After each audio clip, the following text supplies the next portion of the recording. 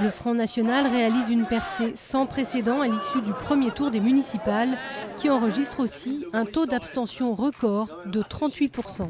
Alors qu'il ne dirigeait plus aucune municipalité depuis 2005, le parti d'extrême droite est arrivé en tête dans au moins 21 communes selon un décompte de l'AFP et semble, dans certaines d'entre elles, en ballottage très favorable pour le second tour. La signification essentielle de ce grand succès pour notre mouvement, c'est que le vote Front National Rassemblement Bleu Marine n'est plus seulement une force nationale, c'est aussi désormais une grande force locale. À Hénin-Beaumont, ville de 26 000 habitants historiquement à gauche, le maire sortant d'hiver gauche est éliminé dès le premier tour par le secrétaire général du Front National, Steve Briouat, une première. Avec un score de plus de 50%, nous l'emportons dès le premier tour dans un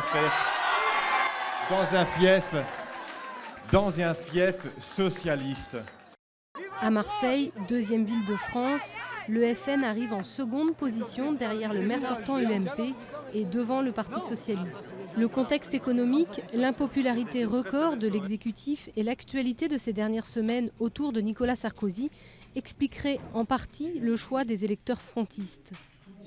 On a, au fond, je pense, deux lignes majeures d'explication. La première ligne majeure est un élément de déception, de désenchantement par rapport à la gauche, qui a suscité de la démobilisation au sein même de la gauche, et par ailleurs des affaires, celles de ces dernières semaines, qui ont joué plutôt en faveur du Front National. La progression du Front National à ces niveaux-là, elle s'explique au-delà de la situation économique par ce contexte des affaires.